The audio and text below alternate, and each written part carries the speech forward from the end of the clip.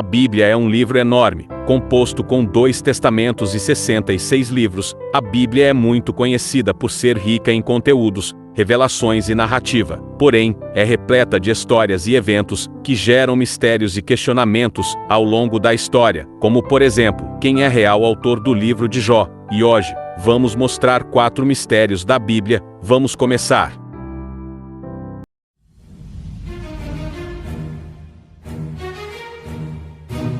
A famosa Arca da Aliança era um objeto sagrado, construído por Moisés com instruções de Deus. Nela continha as tábuas dos 10 mandamentos, maná e um cajado. A Bíblia diz que quando Moisés recebeu os 10 mandamentos, Deus deu as instruções para criar a arca. Ela era feita de madeira e revestida de ouro. Essa arca simbolizava a aliança de Deus com o povo. Ela ficava em um local chamado tabernáculo. Essa arca poderia ser visitada apenas pelo sumo sacerdote. Essa arca sempre era usada em batalhas e guerras. Mas em um dado momento, a Arca da Aliança foi roubada pelos filisteus durante uma batalha. Ela foi colocada num templo pagão na Filisteia, mas uma grande praga se espalhou entre os filisteus, e ela foi devolvida para Israel. Quando Davi se tornou rei, levou a arca para Jerusalém e foi posta em uma tenda. Quando Salomão reinou, ele construiu um templo e pôs ali a Arca da Aliança. Depois, a Bíblia não a cita até o reinado de Josias, que colocou a arca no santuário do templo.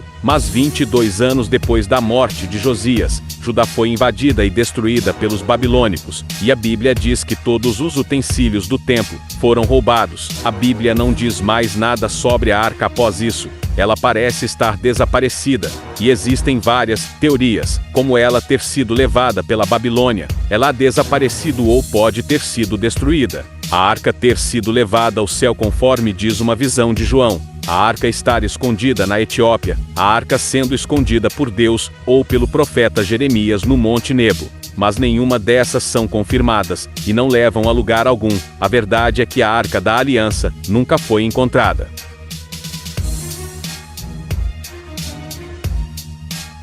Jefté foi o 8º juiz de Israel. Deus o levantou em um momento difícil. A nação era oprimida pelos amonitas. Então Jefté foi convocado para liderar a nação. Ele tentou negociar com os amonitas, mas sem sucesso. Resolveu lutar contra eles. Ele reuniu o povo, e antes de ir para a batalha fez com o Senhor. Se saísse vitorioso, o primeiro ser que saísse ao seu encontro seria oferecido em holocausto ao Senhor. Ele venceu a batalha e libertou Israel dos amonitas. Ao chegar em casa, a sua única filha saiu ao seu encontro. Jefté rasgou suas vestes e contou à sua filha sobre seu voto. Ela pediu um prazo de 2 meses para chorar por sua virgindade. Após isso, Jefté cumpriu seu voto. A Bíblia não diz ao certo se ela foi sacrificada, e existem 2 interpretações. A primeira diz que Jefté sacrificou sua filha. A segunda diz que a moça foi dedicada ao serviço do Senhor. Alguns comentaristas dizem que a filha de Jefté realmente foi morta,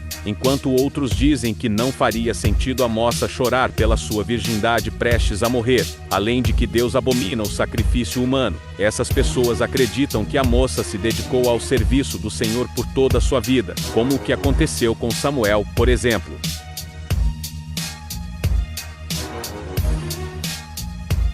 O 58º livro da Bíblia tem 13 capítulos. Ele foi escrito durante os anos de 60 a 62 depois de Cristo, mas existe um grande debate acerca do autor da carta, pois ele não deixa pistas acerca disso. Há várias teorias. Paulo é cotado como autor. O estilo do livro é diferente do estilo das outras cartas de Paulo. Por exemplo, Paulo sempre começava suas cartas com uma introdução, que não existe em Hebreus. Outros nomes, como Barnabé, Saulas, Lucas, Áquila e Apolão. Algo que se sabe é que ele conhecia as Escrituras, era amigo de Timóteo, e era conhecido. Até hoje, muitos acham que Paulo foi o autor da carta aos Hebreus, mas não podemos ter a certeza.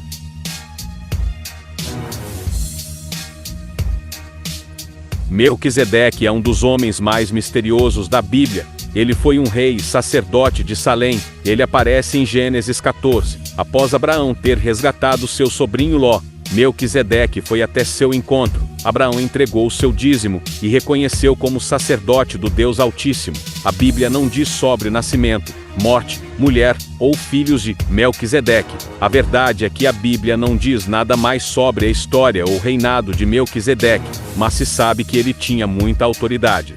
Melquisedeque aparece no Salmo 110, onde diz que o Messias seria sacerdote segundo a ordem de Melquisedeque. Ele aparece em Hebreus 7, onde diz que Melquisedeque é superior a Abraão. Ali diz, sem pai, sem mãe, sem genealogia, não tendo princípio de dias nem fim de vida, mas sendo feito semelhante ao Filho de Deus, permanece sacerdote para sempre. Esse homem tem poucas aparições na Bíblia, e bem provável que ele foi arrebitado para os céus, assim como Elias, pois a Bíblia não diz nada sobre sua morte.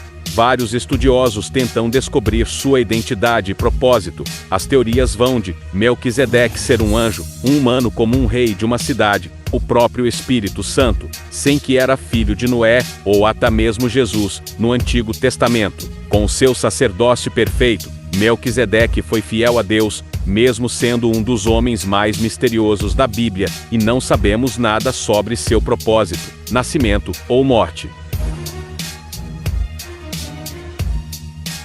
Quais desses mistérios mais despertaram suas curiosidades? Comente aí. Mesmo com esses mistérios, a Bíblia é um livro lindo, cheio de histórias incríveis e promessas. E esse foi mais um vídeo. Deixe seu like e se inscreva no canal. Muito obrigado por assistir. Que Deus abençoe a cada um e até o próximo vídeo.